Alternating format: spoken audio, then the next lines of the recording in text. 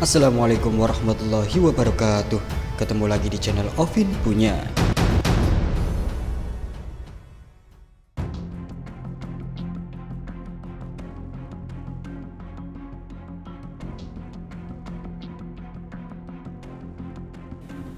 Komandan Pangkalan TNI AU Tanjung Pinang, Letnan Kolonel Penerbang I Ketut Wahyu Wijaya, jengkel bukan main.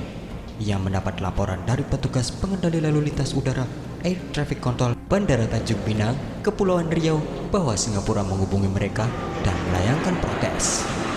Saat itu April, ATC Singapura menelepon ATC Tanjung Pinang memprotes jet-jet tempur Hawk milik Indonesia yang melintas di atas Selat Malaka.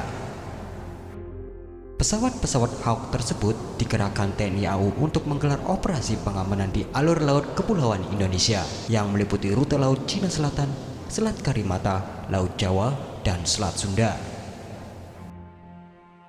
Singapura komplain, telepon ke ATC Tanjung Pinang, bilang kenapa pesawat tempur Indonesia di MTA, Military Training Area. Itu area berbahaya, kata Ketut menceritakan kembali peristiwa itu pada awal September. Mendengar laporan petugas ATC Tanjung Pinang, Ketut naik darah. Saya berkata ke ATC, jangan takut, kamu ambil parang dan lempar ke mereka. Itu ruang udara kita. Masa datang ke rumah sendiri harus izin sama tetangga, kata dia. Lain waktu Ketut kembali marah.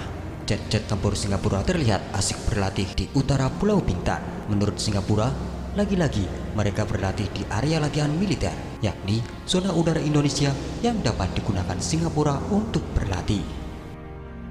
Negeri Singa memang biasa meminjam ruang udara negara lain berhubung cangkupan angkasa mereka amat terbatas. Akar pertikaian. Benih pertikaian udara antara Indonesia dan Singapura ini bermula pada 21 September 1995 di era pemerintahan Soeharto. Ketika itu, kedua negara menandatangani perjanjian Military Training Area. Ketika menekan kesepakatan itu, Indonesia diwakili oleh Menteri Pertahanan dan Keamanan Jenderal Purnawirawan Edi Sudrajat, dan Singapura diwakili Menteri Pertahanan dan Deputi Perdana Menteri Tony Tan. Perjanjian itu kemudian diratifikasi Indonesia melalui keputusan Presiden nomor 8 tahun 1996 yang ditandatangani 2 Februari 1996 oleh Soeharto. Sejak itu, Singapura berhak menggunakan dua wilayah udara Indonesia untuk kepentingan militer mereka, yakni MTA-1 dan MTA-2. MTA-1 membentang dari barat daya Singapura hingga Tanjung Pinang dan utara Pulau Bintan, Kepulauan Riau. Di utara Bintan itulah Ketut sering melihat pesawat-pesawat tempur Malaysia berlatih hingga kini ketika masa berlaku MTA telah habis. Sementara MTA-2 membentang mulai timur Singapura sampai Kepulauan Natuna yang juga masuk Kepulauan Riau. Di MTA-1, Singapura dapat menerbangkan 15 pesawat tempur per hari. Dalam jangka waktu 24 jam, jumlah penerbangan angkatan udara negara itu tak boleh lebih dari 40. Di MTA-2, Singapura tidak boleh menerbangkan lebih dari 20 pesawat tempur per hari. Jumlah penerbangan dibatasi 60 kali dalam 24 jam. Perjanjian MTA ini memiliki dua aturan penting lain. Pasal 3 mengatur pesawat tempur Singapura yang masuk ke dua area militer itu akan diatur oleh ATC Singapura. Sementara pasal 5 mengatur kesepakatan ini hanya berlaku selama 5 tahun. Saat kesepakatan MTA berakhir tahun 2001, Soeharto tak lagi menjabat. Kelanjutan MTA pun jadi abu-abu. Ini yang jadi pangkal persoalan perang urat saraf Indonesia-Singapura di udara. 6 tahun kemudian, April 2007, bertempat di Tampak Siring, Bali, Indonesia dan Singapura kembali membuat kesepakatan hampir serupa. Kali ini diberi nama Perjanjian Kerjasama Pertahanan atau DCA, Defense Cooperation Agreement. Saat itu Indonesia diwakili oleh Menteri Pertahanan Juwono Sudarsono dan Singapura oleh Menteri Pertahanan Teo Chee Hean. DCA mengatur lebih banyak hal dibanding MTA. Perjanjian baru ini mengikat kedua negara pada 6 ruang lingkup. Salah satunya mengatur akses bersama pada wilayah dan fasilitas latihan tempur tertentu. Pasal 3 huruf B DCA menyatakan Indonesia akan mengizinkan Angkatan Udara Singapura untuk melaksanakan pengecekan teknis dan kelaikan terbang serta berlatih terbang di wilayah udara Indonesia yang disebut Alpha 1. Pesawat tempur Singapura juga diizinkan berlatih di wilayah Indonesia yang disebut Alpha 2. Kapal perang Singapura bahkan diperbolehkan melakukan manuver laut dan berlatih dengan peluru tajam di kedua area tersebut termasuk di wilayah yang disebut Area Bravo.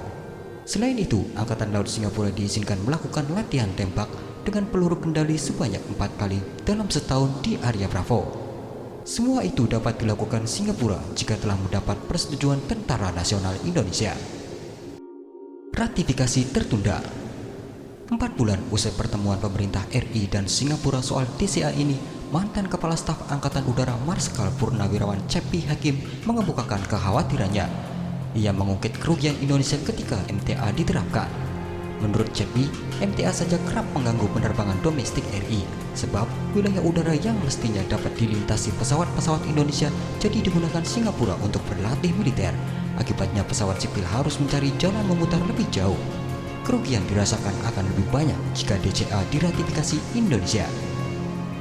Pada akhirnya DCA urung diimplementasikan karena Dewan Perwakilan Rakyat selaku lembaga legislatif RI menolak meratifikasinya. Berdasarkan Konstitusi dan Undang-Undang Nomor 24 Tahun 2000 tentang Perjanjian Internasional, ratifikasi perjanjian internasional harus melalui DPR. DPR menganggap Singapura terlalu banyak diuntungkan dengan hak-hak istimewa yang diberikan Indonesia.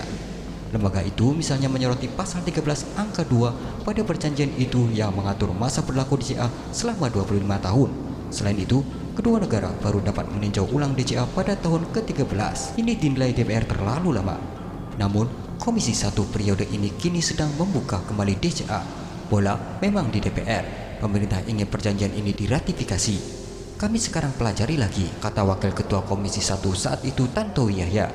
Anggota Komisi 1 saat itu Tubagus Hasanuddin mengatakan, DPR dulu tak mau meratifikasi DCA karena antara lain dihubung-hubungkan dengan ekstradisi.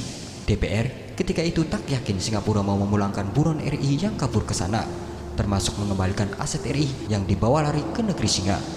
Belum lagi persetujuan Indonesia atas DCA asal Singapura menyetujui ekstradisi menuai protes publik karena dianggap menggadaikan kedaulatan RI. Menteri Pertahanan periode lalu Riyamizat Riyakudu mengatakan perselisihan udara antara Indonesia dan Singapura perlu diselesaikan melalui diplomasi damai. Ia yakin sesungguhnya TNI dan Angkatan Bersenjata Singapura telah menjalin komunikasi. Kalau tak koordinasi bisa tabrakan. Semoga kebaikan dapat menyelesaikan masalah. Oke guys, silakan tulis tanggapan Anda di kolom komentar. Wassalamualaikum warahmatullahi wabarakatuh.